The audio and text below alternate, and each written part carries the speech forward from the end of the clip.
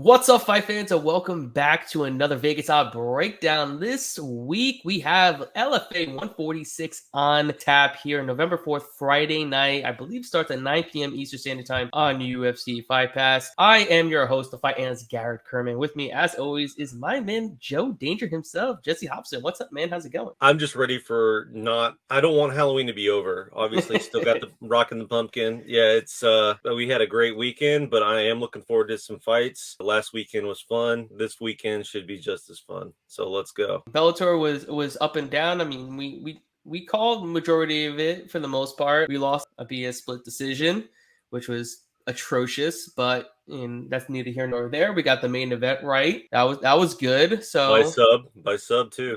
Yeah, that was pretty impressive. So they gave him a good win. So I'm looking forward to see what's next for him. But this week, LFA 146 on tap. It's in Brazil, so you get a bunch of regional Brazilian fighters. I believe it was the last time they were in Brazil, we had the Bonfim brothers showing out. So, Brazil brings a ton of really high-level fighters to these LFA fights, because now LFA goes over to Brazil. I really enjoy these, and I'm really looking forward to these because, these are guys that are not household names, but after tonight, they are definitely going to be, some household names.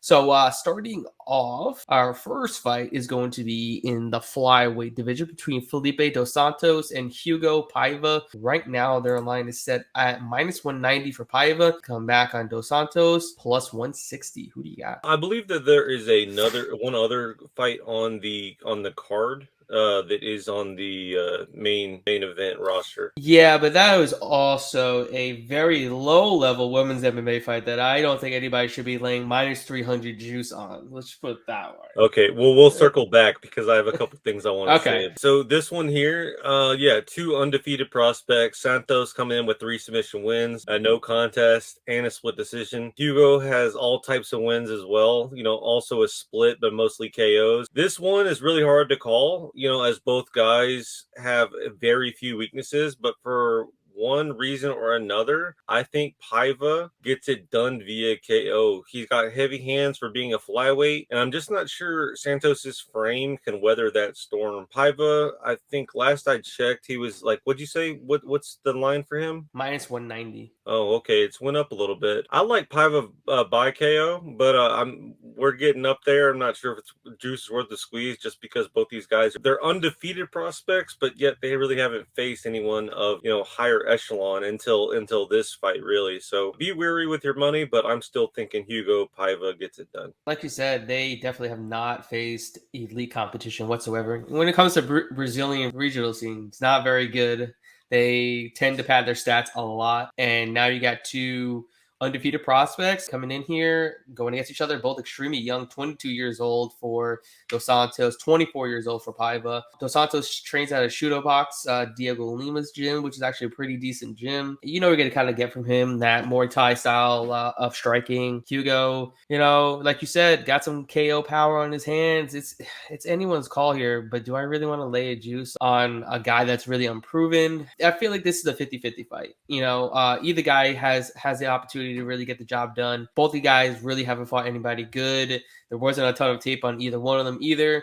Other than that, I feel like it's a dog or pass type of situation because it's going to be a close fight. Both guys can throw down. Both guys can get the fight to the mat and do their work there. But ultimately, I think I'm going to have to side with the underdog here, plus 160. I think given their track record, given that neither one of these guys really hasn't fought elite competition, and I feel like this is going to be a really close fight, and he's trains at a decent gym.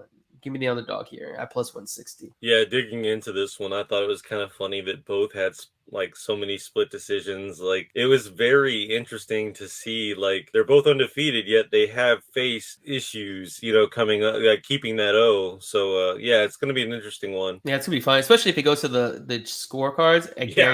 I guarantee you it's going to be one of those fights where you're like, someone's going to be pissed. Yeah, it's like, I guess this person won. We'll see. All right, moving on. Next fight up is in the welterweight division between Carlos Prates and Márcio Rocha. Betting lines for this fight: Carlos Prates at minus 401. Sounds about right. Come back on Rocha plus 3-0-1. Rocha could win this one because if you look closely at the picture, he has no chin. The dude's face starts out big on top and kind of just goes down and boom, no chin. Kind of like Altuve when he's batting, the strike zone is smaller. And so with Rocha, there's just less chin to hit. But despite having no chin, Pretas, should find the knockout. The guy has crazy power. So no chin or chin. Look for him to get that knockout. He'll get his hand raised via punches after he gets this guy a few times. The guy, look at him. He's jacked. He will take full advantage of Mr. No Chin here. Yeah, I definitely agree with you here. I think Puertas is definitely the side. Obviously, the line given at -400. I think it's kind of a setup fight for him to look good. He's 6'3", which is pretty damn tall for welterweight division. And he's got a decent reach at 76.8 inches, which is kind of insane. 29 years old. He's kind of just coming into his prime. He's a 20-fight veteran. And coming into this fight, 4 wins in a row. Meanwhile, Rocha is alternating wins and losses over his last 5 fights. I just don't think he has what it takes to cause the upset here. This is one of those fights where I'm expecting some fireworks on the Puertas side. I think he's going to show out, and he's got Muay Thai on his chest. So I'm assuming this dude has got some legit Muay Thai, or he would not be tattooing that on his chest. I'm expecting a early knockout here from him as well. All right, moving on. We got a fight in the bantamweight division between Jean Matsumoto and Enoto Santos. Matsumoto is -281 to come back on Santos +221. Who do you got? So it looks like this line came down a little bit since yesterday. Matsumoto, he's a stud, and the line does indicate that. Santos is a decent test for the kid, but all signs are pointing to this being a setup fight for the hot new young gun. Both guys have faced decent competition, but the difference is that Matsumoto shows up in these situations, and this fight will be no exception. Give me the kid that looks like every other kid at the local grocery store by decision. I think he gets it done. I think he looks good doing so, and I think he does struggle, have moments where he does struggle, but ultimately he gets his hand raised. Somehow Santos is only 26 years old, but he looks like he's about 42 years old in that picture. Click his name. Matsumoto. Look at this. This kid, he legit looks like he's like 16 years old in this typology picture. Yeah, he's a baby. The other guy, he looks old as shit. Yeah, he does, and he's only 26 I said, but yeah, I mean, he's got decent wins against Luan Mataus. That's a good win. Carlos Henrique the Cruz, decent win as well. I feel like this kid has a decent ceiling. He's 11-0, fought decent competition. You normally don't get, 11-0 Brazilian prospect fighting decent competition over in Brazil. Santos, 9-1, 1-1 in his last 2. This is a good stepping stone for him to get a good win, show out on a big stage like LFA instead of being, in Fight Pro Championship, whatever the hell that is over in Brazil. So this could be, one of those fights where if he comes, shows out, gets a finish, we can possibly see him on next year's Contender Series at 12-0. Super young prospect, just like the Bonfim brothers. I'm telling you, we're going to get a couple Contender Series fighters off this card, and I feel like Matsumoto is definitely going to be one of them. Yeah, I got Matsumoto winning. -280 is not terrible. You could probably throw him in some parlays, but I think he gets the job done. Yeah, when your other guy has a mugshot for a photo, I mean, it's not, there's something up. All right, let's keep it moving. Our co-main event is in the lightweight division between Felipe Douglas and Rangel Desa. Desa -118 and Douglas -112. Basically a pick'em here. I don't know. I might be out of line here, but Douglas will be bigger. He has heavy hands, and his last loss comes from Rafael Alves. Saw isn't a slouch. He's faced and beat decent competition too, but I just feel like the elder of the two has the skills to get it done. I feel like Douglas is kind of underrated in this fight. At a pick'em, I think Douglas is the right side, as this is a step up for Saw, and Douglas has the tools and the IQ to get this done. I like him by decision. Yeah, I definitely agree with you. He's got double the amount of experience, faced the stiffer competitions, coming into the fight arguably in his best form, 3 wins in a row, fights at a decent Camp Valley top team in Brazil. He fights a good camp too in Refit Pro Fighters.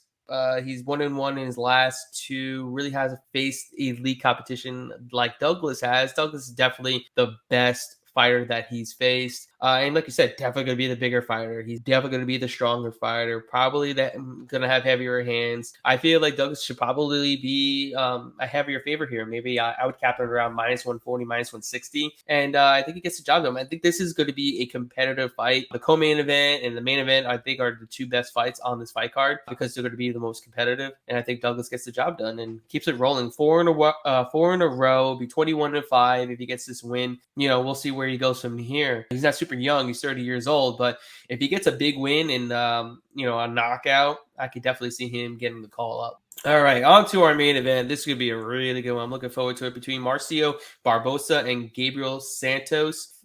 Tournament semifinals. This is a semifinals fight? I guess there's a 145 Grand Prix for the 145-pound title. That's interesting. Did not know that. The line is set at -141 for Santos and the comeback on Barbosa +111. Who do you got? Yeah, obviously both of these guys look pretty solid, or else they wouldn't be in this spot. And I love how Santos's picture, outside of the belt, looks like it's like a high school photo. But don't let these boyish good looks fool you. Dude is a killer. He beats the decent competition, usually by submission. But because of Barbosa's grit, I think this one is going the distance. Santos will probably get his hand raised, but it should be a pretty competitive fight. I'm siding with the bigger of the two babies, Gabriel Santos, by decision. They're both pretty young. Both, a loss is not going to hurt their record either way. But I just think Santos is going to get the job done. Yeah, I'm leaning that way as well.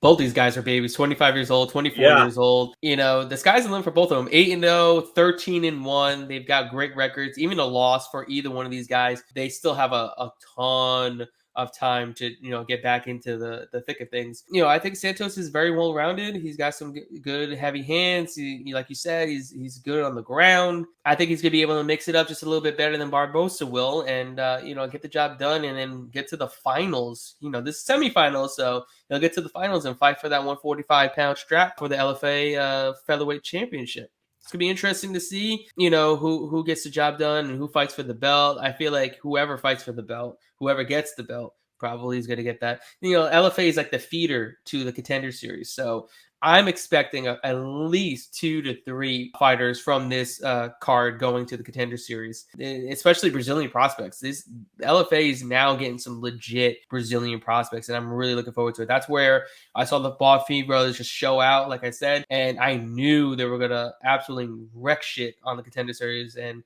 they cashed in for us big time. So I'm looking forward to seeing what top Brazilian prospects are coming up next. And hopefully we cash in on them for the next Contender Series. All right, throw me up Santos and Souza. All right, so with this one here, Santos just lost to Jenna Bishop via split decision. Jenna fought a few weeks ago, and she's a fucking wizard, if you remember correctly. Santos hasn't really fought anyone else, neither has Souza. This is her professional debut. The fact that Santos did go the distance with Bishop does show she does have some decent fighting chops for the win. I think she gets it done via submission. I like it.